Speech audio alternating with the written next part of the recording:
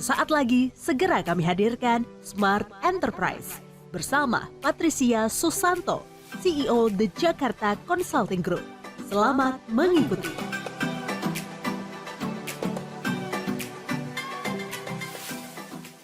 Smart FM Business and Inspiration. Selamat malam Smart Listener, apa kabar Anda di hari ini? Wah, nggak kerasa ya, sudah masuk ke jam 7 malam, jadi saatnya saya bersama dengan Ibu Patricia Susanto, CEO dari Jakarta Consulting Group, kita akan diskusikan dalam program Smart Enterprise tentang satu hal yang berhubungan dengan apa? Perusahaan. Oke, nah apakah kasus yang akan kita bedah di perbincangan singkat kita ini? Saya sapa terlebih dulu sudah hadir bersama dengan kami Ibu Patricia Susanto. Selamat malam Bu. Selamat malam Mas Daryl, selamat malam Smart Listeners. Semoga sudah sampai ke Gimana? rumah masing-masing ini. Sehat Bu Tapi sudah Patricia? dekat. Sehat Terima kasih semuanya. waktunya. Bu, ini kan kita bicara tentang bagaimana perusahaan dapat berkelit dari isu negatif yang menerpa organisasi gitu ya. Nah, mungkin di sesi awal ini saya cuma pengen minta penjelasan sedikit sebetulnya pasca Hmm. pandemi, walaupun pandemi itu juga masih ada di Indonesia khususnya, bagaimana sih perkembangan dari perusahaan, apalagi berhubungan dengan sebuah organisasi, Bu Patricia? Saya lihat sih kalau setelah pandemi ini masih cukup bagus ya, biarpun katanya banyak krisis dan lain sebagainya. Ya. Perusahaan masih terus fokus untuk pengembangannya, ekspansinya. At least sudah mulai kelihatan lah bergelitnya ke arah positif, kalahnya lumayan positif lagi sekarang kita semua. Kelihatan juga dari kemacetan, kelihatan juga dari Yes. banyak-banyaknya acara yang kita lakukan sekarang offline, semuanya sudah rindu untuk bertemu.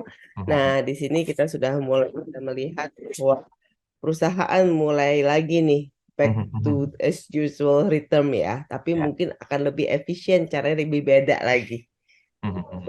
Oke, berarti secara overall sudah mulai balik ke pemulihan yang hampir mendekati ke 100% ya Bu ya, karena beberapa perusahaan sudah mulai mengaktifkan kembali pada karyawannya untuk kontribusi 100% work from office. Walaupun ada juga yang mungkin masih Paretonya 70-30 lah, boleh WFO, boleh WFA. Nah, oke, baik. Bu, kan kita bicara masalah bagaimana perusahaan dapat berkelit dari isu negatif yang menerpa organisasi. Ini berkelit dalam hal seperti apa Bu? Sebelum kita bahas tuntas nanti di sesi kedua, kita starting point pembahasan. Nah, ini nih sebenarnya kalau isu negatif kan sesuatu yang tidak bisa kita hindari ya dari perusahaan ya. Ya. Karena yang mau mengutarakan kita positif atau negatif itu kan dari orang lain, bukan dari perusahaannya. Kebanyakan kalau kita bicara isu negatif adalah bagaimana sih, mungkin di persepsi kali ini ya, adalah bagaimana karyawan atau ex-karyawan melihat perusahaan kita gitu. Itu yang biasanya sekarang menjadi yang tadinya positif kok jadinya negatif sih. Yang tadinya kita belain karyawan terus kok kenapa karyawannya backstabbing. Nah, ini nih biasanya yang menjadi sakit hati di perusahaan-perusahaan, apalagi manajemen-manajemen perusahaan yang masih pribadi ya, masih private, perusahaan keluarga. Nah, ini yang menjadi lah waktu mereka di sini kita mati-matian bela-belain karyawan biar nggak kena PHK waktu pandemi. Begitu sudah pandemi sudah selesai, pada keluar. Pas keluar ngomongnya nggak enak lagi tentang perusahaan kita. Wah, itu kan sakit hati banget kan. Jadi sebetulnya isunya itu berasal dari internal ya? Nah, kebanyakan yang kita lihat saat ini adalah isu-isu internal. Kenapa? Apalagi kalau kita bicara tentang big tech gitu kan, perusahaan teknologi yang sedang banyak PHK, yang tadinya digandrungi oleh seluruh seluruh employee Indonesia lah ya. Terus tiba-tiba mereka di layoff. Setelah di layoff, kok ngomongnya nggak enak sih? Sebelum-sebelumnya kok baik-baik aja. Nah, hal-hal yang seperti ini biasanya memang ada isu internal yang tidak tersampaikan kepada karyawan atau memang persepsinya atau hubungannya yang memang tidak enak. Ini selalu menjadi pertanyaan para owner. What did we do sih sampai lo orang nggak suka banget sama kita gitu. Itu sih pertanyaan yang biasanya owner-owner itu suka bingung sendiri. Kayaknya gaji udah sesuai. Fasilitas di atas rata-rata, kerja ya berat, sesuai lah dengan kompensasinya gitu ya Mas ya. Ya. Tapi kok waktu di sini kayaknya baik-baik aja, tapi waktu keluar kok jadi jelek-jelekin nama perusahaan kita sih. Itu memang concern dari beberapa perusahaan swasta di Indonesia dan berasal BUMN juga sih sebenarnya untuk bisa ke depannya seperti apa ya enaknya. Oke, gitu. baik-baik. Kita tahan dulu di situ ya. Ini kan ada Oke. satu pembahasan yang bisa lebih dalam lagi karena ada kata berkelit. Nah, Hmm. kalau melihat dari arti berkelit ini, apakah ini memang merupakan satu modus operandi dalam bahasa yang saya sampaikan ya, untuk memberikan kesan, "Oh enggak, itu bohong kok, itu bisa-bisanya dia aja," misalnya karena udah bermasalah di perusahaan ini, sehingga mencoba untuk menimbulkan stigma negatif agar tidak ada yang mau bekerja kepada kita, misalnya. Apakah mengarah ke sana, Bu? Dengan keluarnya semua isu-isu yang mungkin juga itu fakta dari sebuah perusahaan misalnya. Nah, kalau kita bicara berkelit itu kan saya apa tadi namanya Mas? Apa, cuci tangan? Cuci tangan, kita kayak mau cuci tangan gitu kan. Ya, ya, ya. Sebenarnya enggak. Nah, Pasti yang dikeluhkan oleh para pegawai itu ada faktanya. Pasti ada reasoningnya. mhm, Tinggal dari sisi persepsi mana nih yang kita lihat. iya, Misalnya kalau kita bilang, oh di tempat kami diberikan fasilitas makan malam, gitu mhm, kan. Tapi hanya untuk yang stay malam, tidak untuk semua orang. Lumrah nggak? Lumrah dong. iya, betul, betul, Rumah kan dia kerja malam, iya, kemudian diberikan makan malam. Terus mhm, ada yang komplain, "Saya harus datang pagi, saya nggak dapat sarapan." mmm, Nah, mhm, mhm, mhm. ini kan jadi perusahaan bilang, "Ya kan kita nggak suruh kamu datang pagi, pekerjaan mulai jam 8 ya, ya cari aja makan sendiri. Heeh, Kalau makan malam kan berarti kan lembur." Nah, tetapi selalu ada, "Oh nggak fair." Fairness ah, kan nggak pernah ada judgement-nya ya, iya, iya, masing-masing orang akan itu fair atau tidak. Begitu juga dengan fasilitas-fasilitas. Jadi saya pernah nih ke satu perusahaan mhm. di mana mereka memberikan fasilitas, fitness. Oh, oke, Jadi ya, perusahaannya cukup baik, ya mhm, bukan baik, perusahaan cukup besar lah. mhm, Nah, mhm, perusahaan itu punya fitness center, mhm, ada tempat, tidur kalau memang harus lembur karena mereka tahu banyak yang, rumahnya jauh-jauh, iya, jadi ada kayak mes-nya lah gitu, mhm, mes mhm, pegawai. Nah, mhm, di situ kita melihat, wah mewah juga ya, mhm, ada perusahaan yang memang lokasinya agak jauh, mhm, kemudian dikasih tempat fitness, dikasih tempat, mes dan lain sebagainya dan fasilitasnya bagus, bukan yang minim, enggak, bagus, mhm, ya nggak kalah lah sama Celebrity Fitness gitu kan. mhm, Nah, para pegawainya berkeluhnya, "Lah ini kan biar kita nggak keluar-keluar Bu, jadinya kita nggak ke mana-mana, di kantor aja." heeh, heeh, Sedangkan saya dalam hati, lah tadi orang HR mhm, baru mengatakan engagement-nya tinggi. oke, Engagement kita tuh tinggi sekali, ya, karena kita semua kita lakukan bersama dalam perusahaan, mhm, very satisfied, tuh. Tapi ini kok dari sisi pegawai bilang, "Ah itu kan cuman biar kita nggak ke mana-mana, biar heeh, kalau kita, eee, lagi fitness pun kalau dicariin bos ya kita harus stop dong, kita harus kerja lagi, heeh, biarpun sudah di luar dari jam kerja. heeh, Kalau heeh, kita datang Sabtu, ya suruh kerja juga hari Sabtu." Waduh, jadi sebenarnya, tinggal dari persepsinya nih mau yang seperti apa penempatannya. oke, Jadi oke, memang, kita melihat sulit sekali untuk memuaskan semua orang. Jadinya baik. mungkin perusahaan juga harus mengatakan ya, "This is the way we work, take it or leave it," gitu Iya, kan. iya. Mhm, mhm. Oke, Bu, kalau kita melihat tentang skala masalah atau isu yang memang berkembang ya, yang, kadang kala itu hanya ada di, dalam sebuah perusahaan saja, tapi tiba-tiba bisa terekspos keluar gitu loh. Perlu nggak kira-kira, perusahaan mengklarifikasi tentang hal itu, selagi mungkin masih dirasa aman? Dan dalam keadaan apa, semua isu-isu negatif itu perlu diklarifikasi khususnya untuk para BOD dari perusahaan atau para petinggi lainnya? Maksudnya gimana nih Mas Daryl? Kalau misalnya ada yang mengatakan sama seperti kasusnya Facebook ya, yang katanya tuh menguras Mhm, baterai segala macam. Itu kan secara mhm, internal itu dijaga banget gitu loh, walaupun ada beberapa orang yang jeli, "Oh ya kayaknya kalau saya buka Facebook kok baterai cepet banget habis ya," segala macamnya lah ya. Nah, mhm, orang internal tahu tentang hal itu, tetapi orang oke, eksternalnya beberapa mungkin tahu, beberapa mungkin tidak gitu loh. Nah, mhm. bagaimana kira-kira perusahaan itu perlu menjaga kapasitas tentang, kerahasiaan itulah, sehingga diperlukan klarifikasi jika memang betul-betul hal itu terbukti di luar sana. Seberapa besar potensi dari perusahaan itu, eee, membuat satu klarifikasilah terhadap isu negatif? Oh itu harus dengan segera, Kalau itu kan kalau Ah, memang hal tersebut menjadi isu dan isu itu sudah keluar, nah itu harus dilakukan dengan segera. Itu kan namanya kita bicarakan tentang disaster management, tentang ya, risk management, promotion, PR, PRing. Nah, ya, itu begitu ada isu negatif harus ditanggapi dengan segera. Kadang-kadang kita mengatakan, itu kan isunya kecil. Nanti ya. aja lah kalau kita tanggapin malah jadi gede gitu kan. Nah, Iya, iya. ada yang mengatakan, aduh, it is not a big issue, udah biarkan saja, nanti kan hilang sendiri. Aha, Nah, aha. tapi kalau isu itu ternyata benar dan itu memberikan impact kepada perusahaan yang sangat tinggi, Mhm, itu harus segera ditanggapi. Jadi, hmm. kalau kita melihat ada isu-isu negatif di luar, harus kita tanggapi dengan fakta-fakta dan data-data. Ini Ah, yang biasanya kurang dilakukan. mhm. Yang dilakukan adalah menanggapinya juga dengan sisi emosional juga gitu Iya, kan. iya, Jadi iya. kayak lawyer-lawyernya biarpun kita sudah hiring lawyer pun kok kayak emosi sih Heeh, lawyernya gitu heeh, kan. heeh. Nah, sedangkan yang kalau kita katakan kita harus menanggapinya juga dengan data-data yang utuh. Nah, Ah, data-data yang utuh ini pastinya dari perusahaan.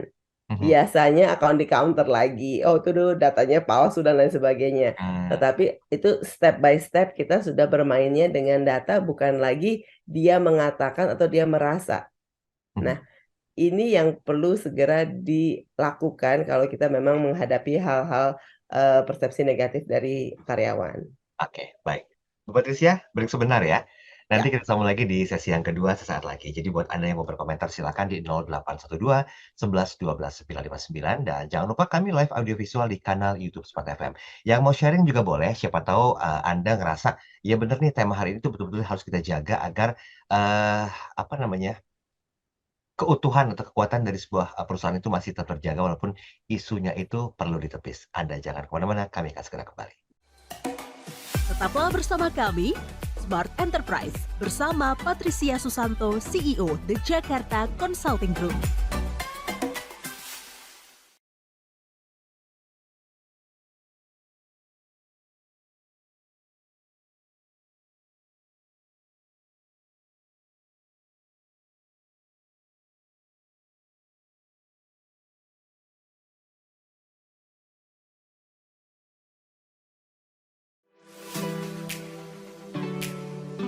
Kembali Anda ikuti Smart Enterprise bersama Patricia Susanto, CEO The Jakarta Consulting Group. Ya, terima kasih Anda masih bersama kami Smart Listeners dalam program Smart Enterprise bersama dengan Ibu Patricia Susanto, CEO dari Jakarta Consulting Group ya. Kita bahas tentang bagaimana perusahaan dapat berkelit dari isu negatif yang menerpa organisasi. Ini tadi di sesi pertama emang udah banyak dibahas sih sebetulnya berkelitnya itu seperti apa, kemudian juga isu negatif apa yang perlu dikelitkan. Karena kalau ngomongin masalah isu-isu ya banyak sih sebetulnya dari mulai isu yang pribadi, isu yang berhubungan dengan manajemen, keuangan, atau yang lainnya. Tapi kita harus bisa profesional melihat hal itu. Nah, Bu Patricia, sebabnya apa sih Bu, kok ada banyak isu-isu yang menerpa sebuah perusahaan? Apakah itu memang dilandasi oleh ketidakpuasan dari segelintir orang saja, sehingga mencoba mencari tahu tentang, hal-hal yang kurang dari perusahaan, ataukah memang itu sudah menjadi sebuah, apa ya, ya hal-hal biasalah isu-isu yang negatif itu. Nah, bagaimana Bu Patricia menyikapi hal ini, Bu? Nah, tadi itu tergantung, isu negatif kan tadi kan, levelnya banyak ya, dari yang Ya. memang ya hanya satu 2 orang nggak puas, sampai dengan yang sangat tinggi dan memang sangat damaging, kayak tadi Facebook itu kan damaging to the company. Nah, kalau yang bilang, "Aduh bosnya galak dan lain sebagainya, kerja di sana nggak enak," ya Mhm. kerja mana ada sih yang enak ya, kalau enak di rumah aja suka nggak enak gitu kan. Nah, Iya, jadi iya. tergantung sekali, itu kan ada yang kita bisa pilih antara like and dislike seseorang atau memang itu benar-benar bagaimana kita melakukan bisnis. Nah, Mhm. kalau kita mengkategorikan ini sudah bagaimana how we do the business Ah dan memang bisnis kita memberikan dampak yang tidak baik ke masyarakat, hah, itu yang harus segera kita tanggapi. Ya kan? oke. Itu biasanya ada dasarnya, apakah di proses bisnis kita kah, atau di cara kita dealing sama customer-nya yang nggak bener. Mhm, Nah, ini yang harus kita segera tanggapi. Kalau yang mengatakan, "Aduh ini culture-nya," atau mhm, jam kerjanya panjang, kita diperes, tenaganya habis-habisan, mhm, itu, mhm. mmm perlu tidak mungkin perlu ditanggapi, tetapi tidak harus sesegera itu. Karena itu kan tergantung orangnya masing-masing gitu kan. Ya, Ada ya. orang yang dikasih workload banyak happy gitu kan, malah termotivasi. Ah, Ada ah, yang merasa diperes gitu kan. Nah, jadinya tergantung dari orangnya. Itu nggak apa-apa, boleh disisihkan. Tetapi begitu kita bicara tentang, kalau paling gampang lah tadi itu, Facebook. Kalau kita buka Facebook terus baterai kita mati, itu kan agak aneh ya. Atau yang paling nggak enak lagi, data kita yang habis. Itu kan masalah uang. Iya, Nah, iya. nyedot data nih kalau kita buka satu aplikasi, di Ya. belakangnya ternyata nyedot data. Kita nggak kerasa, data kita habis. Wah, Ah, itu harus segera diklarifikasi. Enggak kok, nggak habis. ah, Kenapa? Karena itu langsung impact directly ke customer behavior, di mana itu mereka merasa dirugikan, gitu kan? Dan juga impact negatif kepada perusahaan secara holistik. Nah, itu oke. juga tidak diperbolehkan, jangan sampai seperti itu. Berarti kalau pakai aplikasi tersebut, data kita akan habis. Kita akan Iya. ngeluarin uang, kita nggak tahu. Pasti semua orang uninstall akhirnya. Akhirnya Mhm, apa? Bisnisnya selesai lah, oke. gitu. Kalau yang tadi masalah pegawainya merasa nggak happy, bosnya galak, suruh pulang malam, ya oke, semua orang menghadapi masalah tersebut, tetapi tidak terlalu damaging-nya, tidak impact-nya tidak maksimal lah kepada perusahaan. Oke, Nah, oke, oke. ini yang menjadi pemilahannya sebenarnya. Oh, jadi Bagaimana caranya kita menghadapi masalah atau isu-isu negatif di luaran sana. jadi berhubungan dengan, porsinya juga ya, kalau kira-kira porsinya itu memberatkan dan cukup mengancam keberadaan dari sebuah organisasi, ya perlu diklarifikasi gitu ya, Bu, ya? Mm-mm, Kalau tidak, ya betul. udah mungkin biasa aja, nanti juga akan hilang sendiri gitu ya? Yes, Oke.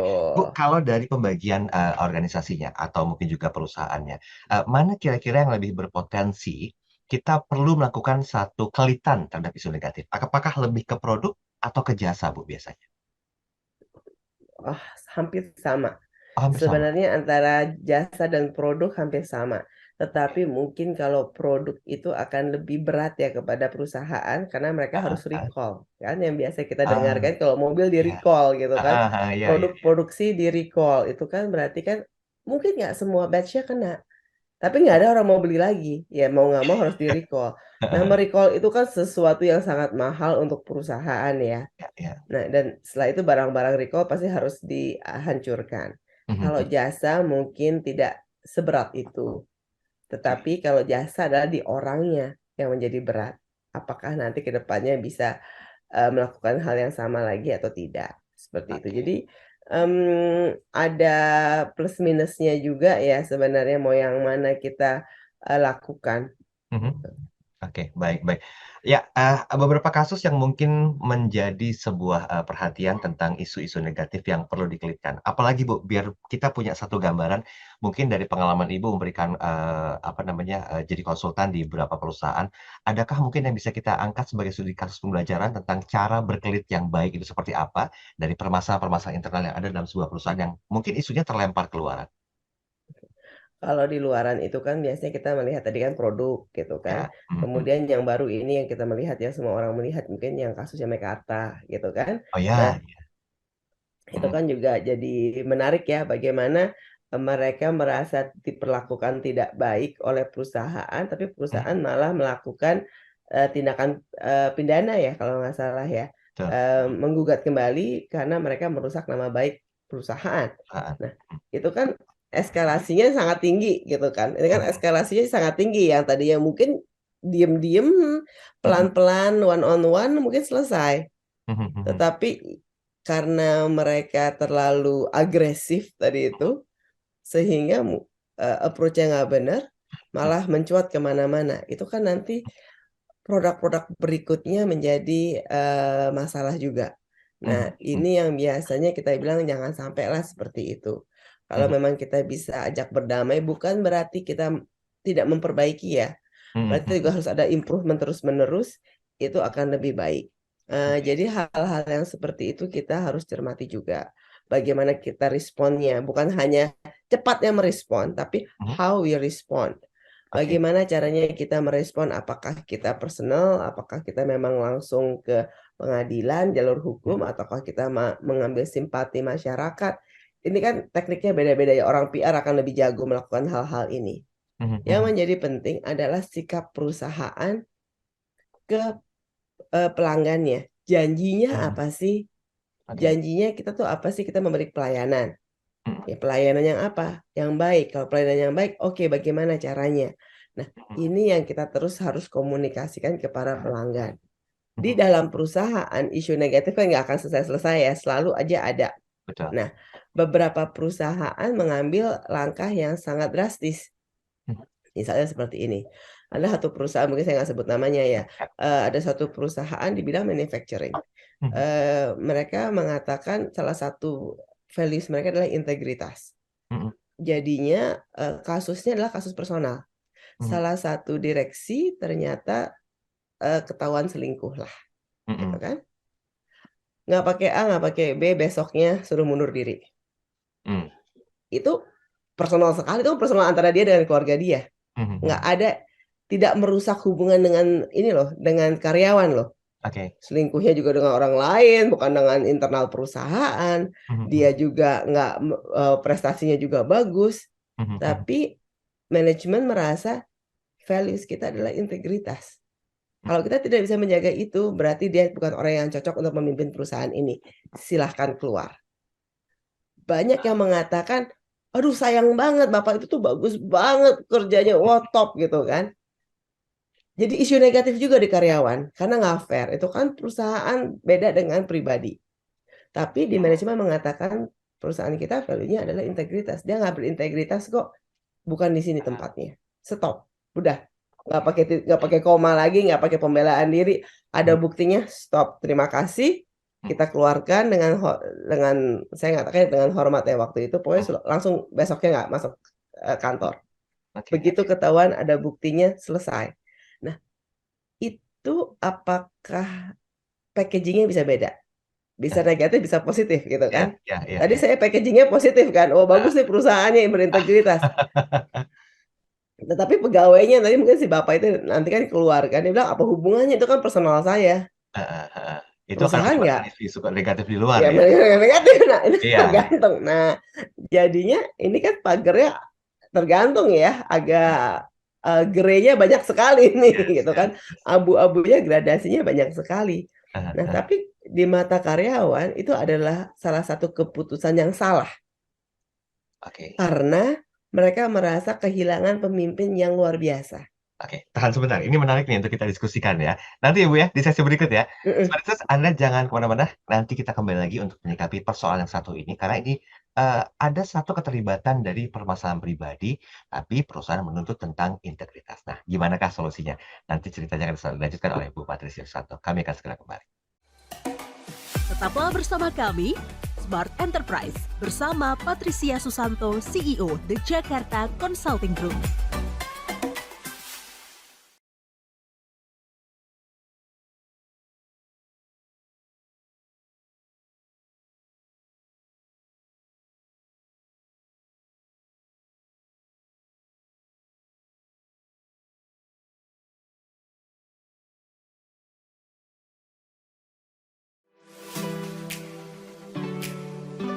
Kembali Anda ikuti Smart Enterprise bersama Patricia Susanto, CEO The Jakarta Consulting Group. Ya, terima kasih Anda masih terus bersama kami dalam program Smart Enterprise bersama dengan Ibu Patricia Susanto dari Jakarta Consulting Group. Dan hari ini kita lanjutin nih tentang satu hal yang lagi hot ya. Kalau bicara masalah isu-isu pribadi, ya banyak orang yang mungkin pro, ada juga yang kontra gitu loh. Melihat dari sisi karyawan mungkin yang ngerasa, lu biarin aja itu kan urusan pribadi gitu loh, ngapain, yang penting kinerjanya bagus, outcome-nya juga bagus, hasilnya bagus, punya prestasi, yang nggak ada urusannya selagi tidak menimbulkan keresahan dan ketidaknyamanan di perusahaan, misalnya ya.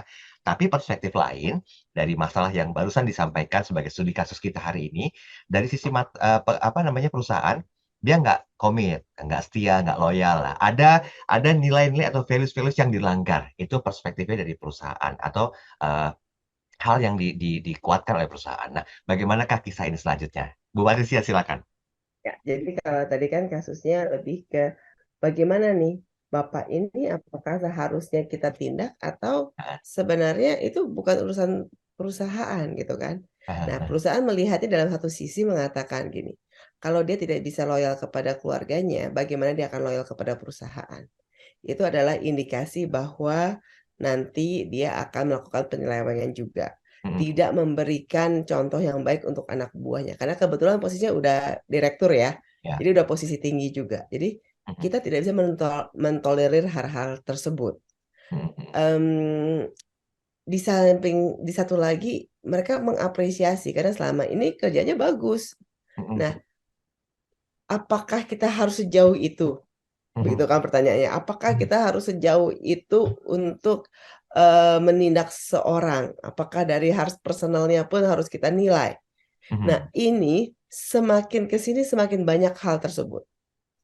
Jadi mhm, kita banyak melihat orang-orang sebelum, sebelum masuk ke perusahaan, apapun sudah masuk ke dalam perusahaan, mhm, di-judge dari sosial medianya, itu yang paling sering. mhm, mhm. Terlalu begini, terlalu begitu. Ada satu kasus lagi istrinya yang terlalu sosialita. Bapaknya sih enggak, bapaknya Instagram-nya postingnya mungkin tiga foto kali ya. Heeh, heeh, Istrinya sosialita murni gitu kan. Nah, fotonya banyak deh, beribu-ribu, follower-nya juga banyak gitu. heeh, heeh. Nah, itu juga menjadi isu yang mengatakan boleh tidak kalau acara kantor jangan di-post oleh istrinya. Mmm, Jadi ini kadang-kadang itu kan nanti sama istrinya dan ibu-ibu lainnya dianggap menjadi isu negatif. oke. Kok sampai segitunya sih? If we cannot post it, do you have something to hide? Gitu kan Mhm, mhm, pertanyaannya. mhm, mhm. Acara kantor paling-paling apa sih? Syukuran, makan-makan kalau diajak istri-istri ya biasanya Iya, kan. iya, iya, iya. Kok nggak boleh di-post?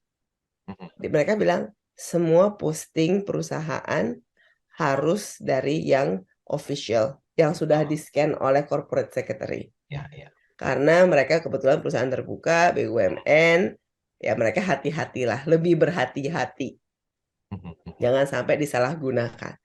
Ini kalau konteks ini tidak disampaikan secara benar, itu isunya udah, wah perusahaannya pasti paranoid lah, pasti mhm, mhm, menutup-nutupi, mhm. sehingga hal-hal simpel tidak diperbolehkan.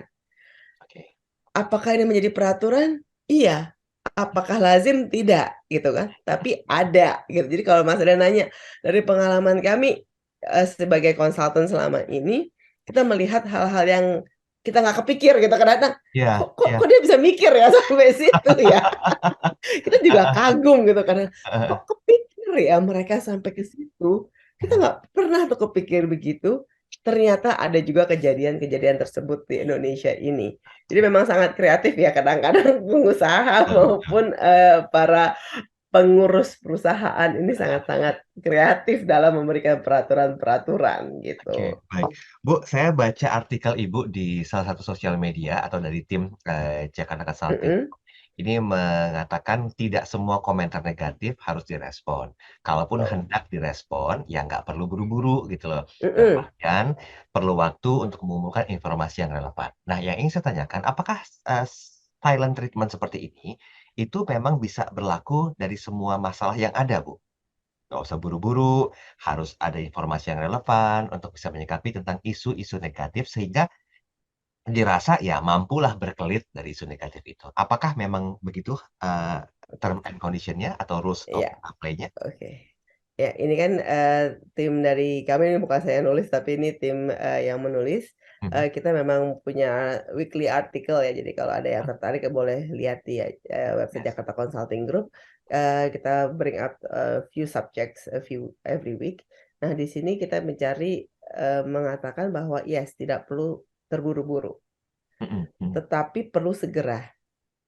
Ya, Oke. beda ya, Mas, ya. Ya, buru-buru sama segera Terburu-buru itu beda sama ya. segera, itu beda ya. Heeh, Terburu-buru kan impulsif biasanya, heeh, tidak ada datanya, oke, tidak ada, persiapan. heeh, Tetapi kalau segera, persiapannya harus ada oke. dan tapi harus direspon. Mhm, Sekali lagi, tidak semua harus direspon, tidak semua isu negatif yang harus direspon. mhm. Yang harus segera direspon adalah yang tadi itu, kalau memang berdampak langsung kepada bisnis kita.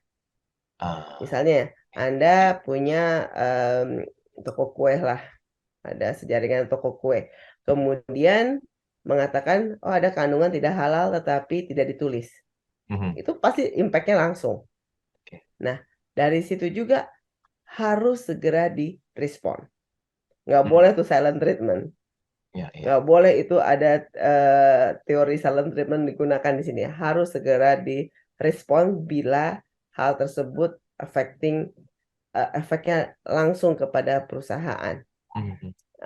Kalau obat-obatan itu kan paling tinggi ya resikonya, kesakitan, anak-anak ada yang meninggal dan lain sebagainya. Itu mereka responnya segera. Responnya nggak pakai A, nggak pakai B, product recall. Nah, itu tuh tidak ada lagi rumusan lain selain product recall. Oke. Kemudian kalau barang-barang yang mungkin masih tidak membahayakan, boleh product recall, boleh dikasih promotion atau segala macam, tapi harus ada respon segera. Tidak boleh berlama-lama. Karena biasanya affecting the brand name, gitu kan.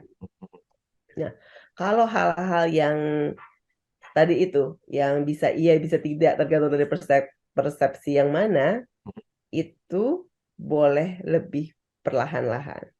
Tetapi biasanya tetap direspon. Mungkin tidak direct responnya. Jadi contohnya begini, kalau kita melihat PR terbaik di dunia adalah oil company, ya kan? Oil company kan terkenal untuk merusak lingkungan dan lain sebagainya. Treatment ke pegawainya juga dipertanyakan, ke society, komunitas juga dipertanyakan semuanya kan. Nah, perusahaan oil and gas. Tapi PR mereka paling baik. Sekarang mereka tidak directly responding to the issue, tapi mereka berkelitnya dengan menggunakan bahwa kita akan zero carbon. 2035 kita zero carbon. Kita sedang melakukan pemberdayaan lingkungan di kota ABC, lalala. Dan kemudian kita juga dengan environment, kita punya orang hutan, conservatory dan lain sebagainya. Itu adalah respon mereka. Mungkin tidak directly one by one di Twitter dibalasin satu-satu, tetapi secara corporate mereka merespon pelan-pelan, tapi impactful. Sekarang oil and gas itu kan agak bingung ya kita ya, dibilang jahat iya, dibilang baik juga iya, yang bener yang mana nih gitu dong jadinya. Kalau dibilang green emission mereka paling bagus, tapi merusak juga paling tinggi. Nah, ini kan PR-nya paling bagus tuh sebenarnya kalau mencontoh adalah oil and gas. Karena mereka di industri yang katanya sunset, tapi kok baik-baik aja ya, growing aja juga. Dan mereka transforming to the new energy, to new level of energy. Itu juga banyak loh yang katanya kalau dihitung-hitung merusak lingkungannya lebih banyak daripada mereka men-savingnya. Tapi hal tersebut tertutupi dengan bagaimana mereka memposisikan diri sebagai the first in the business. Dan mereka tahu, saya salah, saya ngaku saya salah, saya akan memperbaikinya untuk kedepannya ya, gitu. Jadinya itu yang menjadi message dan itu menjadi menarik sekali kalau kita melihat dan kalau kita mau belajar PR-ing untuk isu-isu negatif harus dari oil and gas company. Itu saya bilang tuh mereka paling jagoan lah di dunia ini, paling jagoannya mereka lah gitu. Ya, memang secara fakta seperti itu keadaannya. Tapi ya memang kecerdasan untuk bisa berkelitnya itu yang kadang-kadang harus kita pelajari ya tentang how to-nya ya. Oke, baik. Bu Patricia, kita break sebentar, ya nanti kita sambung lagi di sesi yang terakhir ya. Smart Listeners, Anda jangan kemana-mana. Di sesi terakhir kita akan coba bahas lebih detail bagaimana sih ke depannya, apa sih yang wajib dilakukan oleh perusahaan. Paling tidak, isu-isu negatif itu bisa diminimalkan. Nah, nanti Bu Patricia akan sampaikan hal yang perlu dilakukan step by step seperti apa. Kami bahas setelah jeda iklan komersial berikut ini. Tetaplah bersama kami, Smart Enterprise, bersama Patricia Susanto, CEO The Jakarta Consulting Group.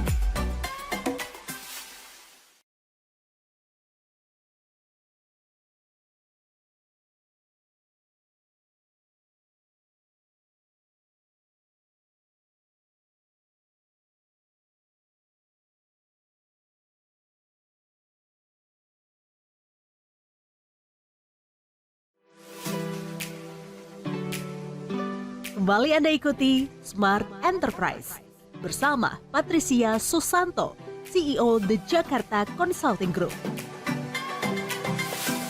Oke, sudah sampai di sesi yang terakhir dalam program Smart Enterprise bersama dengan Ibu Patricia Susanto. Ini masih bicara tentang hal yang berhubungan dengan cara ya. Bagaimanakah cara berkelit yang bagus dari sebuah perusahaan dari isu-isu negatif yang menerpa sebuah organisasi. Nah, tadi sudah sempat dijabarkan tentang bagaimanakah kita perlu merespon atau menyikapi langkah awal yang dilakukan oleh perusahaan itu seperti apa. Sampai nanti akan ada sebuah titik di mana kayaknya masalah ini sudah mulai selesai, udah calm down isunya, tapi kan perusahaan tidak akan tinggal diam. Mereka akan melakukan banyak cara paling tidak untuk bisa meminimalkan, efek atau isu negatif yang berikutnya. So, langkah apa Bu Patricia yang perlu dilakukan untuk bisa melakukan hal itu?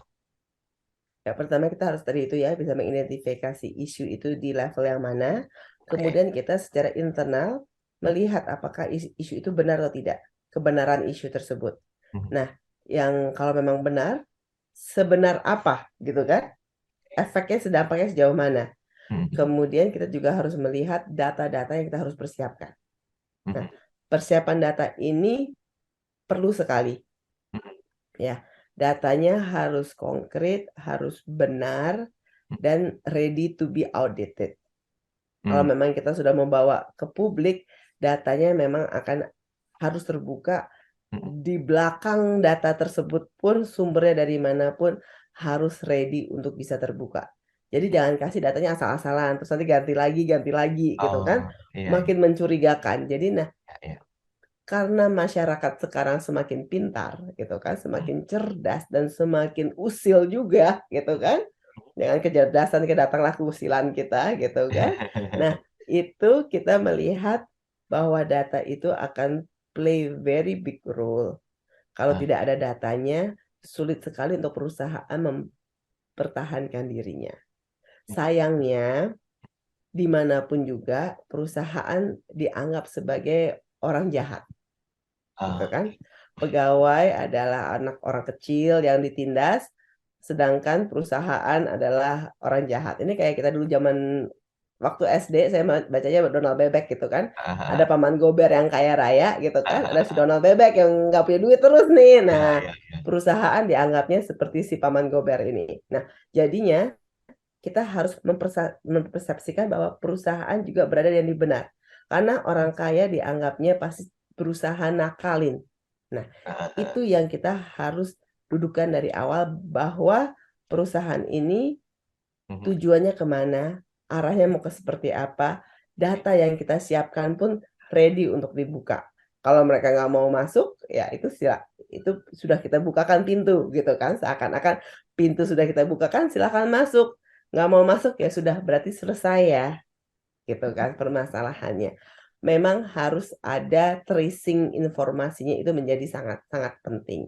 Oke. Itu mungkin step-stepnya dan ini memang tidak bisa dilakukan secara runut kadang-kadang kalau kita sudah menghadapi masalah, Mmm. ada emosinya. Nah, emosi ini yang mesti harus dikontrol di perusahaan. Biasanya juga banyak nih yang merasa disalahi. Kayak tadi itu ya di sesi pertama saya udah bicarakan Dizolimi. dizolimi gitu loh, gila waktu, pandemi kita udah berusaha mengkasih mereka nafkah, Heeh. begitu selesai Kok saya kayak gini? diginiin, kok Iya iya. gini, ternyata segini aja nih loyalitas pegawai saya. Nah, ini juga kita harus melihat dengan dua belah sisi lah, Oke itu. oke. Memang tidak mudah, Mhm. tetapi itu pasti akan dialami oleh setiap perusahaan sih, Iya, unfortunately. betul Tinggal betul. bagaimana ketegaran kita dan juga keyakinan kita akan informasi yang kita sampaikan dan memang kalau kita sudah melakukan hal yang benar nggak apa-apa, lanjut terus. Oke. Karena again, karena itu kan kadang-kadang hanya persepsi. Betul. Bu, perlu nggak kita minimalkan kontroversi kalau misalnya terjadi satu hal dengan cara mungkin proaktif, sikap manajemen lebih proaktif ke depan? Nah ini ya, sulitnya ya kadang-kadang kalau kita terlalu proaktif malah mengatakan tadi ada ditutup-tutupin nih gitu. Ya ya, heeh heeh. Nah pasti nih kalau nggak ada ditutupin nyantai aja, kenapa sih dia terlalu proaktif jadi nggak pernah bener deh. Ini again, sekali lagi, jadi harus kita ada punya gradasi dari isu negatif tersebut. Oke. Harus ada gradasinya, kalau dianggap, tidak terlalu tinggi ya udah stop, Ya, dibiarkan saja. Efeknya nggak terlalu tinggi, dibiarkan saja, is okay. Kita respon 1, 2 kali, terus dibiarkan saja. tidak perlu diterus-teruskan gitu. Jadi sebetulnya tindakan proaktif itu perlu, tapi mungkin porsinya juga ada gitu ya. Jangan terlalu Betul. ya proaktif banget karena takutnya nanti terkesannya, wah ini nutupin nih ada something nih. Kan yang menilai sesuatu negatif itu kan lebih enak ya ketimbang melihat positifnya ya Bu ya. Betul banget. Berat juga nih, itu fakta. Ibu, kita masih ada 4 menit ke depan lagi sebelum kita akhiri perbincangan ini. Sedikit saya mau menyinggung tentang family business, Bu. Apakah memang isu-isu negatif ini juga rentan ada di sebuah perusahaan yang sifatnya, based on, keluarga atau justru hanya profesional saja, Bu, yang mengalami permasalahan ini? Semua perusahaan mengalami hal ini. Jadinya menurut saya ini kan isu yang sangat umum ya. Ya. Semua perusahaan, baik itu family business maupun non-family business, BUMN pun sama kok.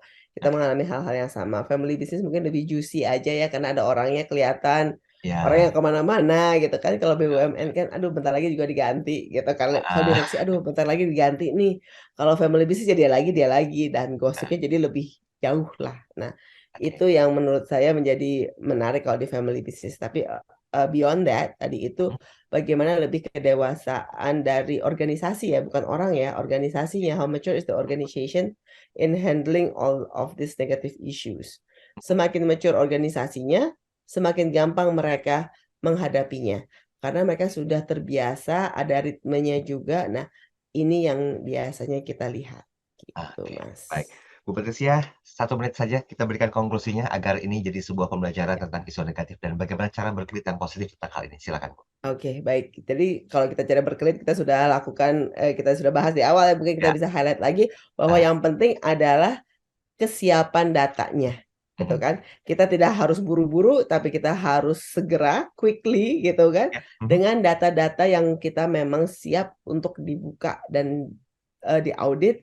Nah, ini yang kita harus bisa presentasikan secara mudah dicerna oleh masyarakat sehingga isunya tidak berkelanjutan. ya, Jangan juga isu yang sederhana atau mungkin levelnya level 4 gitu, mhm, dihajarnya dengan respon yang level 9 gitu ya. Nggak eee, imbang, ya, nanti ya. malah dirasa yang tadinya, tidak besar menjadi sangat besar. Nah, keimbangan ini yang harus kita, manage dalam kita menghadapi isu-isu, negatif. Seperti itu Oke, mungkin Mas Daryl ya. baik, ya, baik. Ada lagi yang mau disampaikan, Bu? Sudah Mas, saya rasa Cukup ya? cukup untuk perbincangan kita hari ini. Baik, baik. Jadi semua hal yang berhubungan dengan isu-isu negatif, karena memang setiap perusahaan mungkin yang basisnya ke family business atau yang non-family business pun ada kok fakta seperti itu. Tetapi tergantung bagaimana kita mampu, paling tidak memahami terlebih dahulu isunya dan tahu porsinya seperti apa dan bentuk antisipasinya juga seperti apa, agar paling Mhm, tidak kasus itu tidak menyebar keluarnya. Walaupun faktanya juga akan menyebar, tapi ada langkah-langkah antisipatif yang perlu dilakukan oleh perusahaan. Nah, itu sudah disampaikan oleh Patricia. Jadi buat Anda yang ingin belajar tentang how to-nya, silakan Anda bisa putar ulang tayangan ini di kanal YouTube Smart FM. Dan jangan lupa banyak artikel-artikel bagus yang bisa Anda baca dan Anda pahami di sosial media dari The Jakarta Consulting Group. Ini Anda bisa follow LinkedIn-nya. Ketik saja search The Jakarta Consulting Group, itu banyak sekali artikel-artikel bagus yang bisa menambah edukasi Anda dan juga pemahaman Anda tentang bagaimanakah suatu organisasi atau perusahaan. Bu Patricia, terima kasih waktunya malam hari ini. terima kasih Mas Daryl, terima Sukses kasih lagi smart ketemu kita di listeners. 2 pekan ke depan ya, Bu Patricia ya, Yes, dengan baik. tema dan Terima bahasan kasih. yang berbeda. Demikian program Perbincangan Smart Enterprise. Saya Daryl Adam pamit undur diri. Selamat malam, selamat melanjutkan aktivitas Anda dan sampai jumpa. Anda baru saja mengikuti Smart Enterprise bersama Patricia Susanto, CEO The Jakarta Consulting Group. Terima kasih dan sampai jumpa.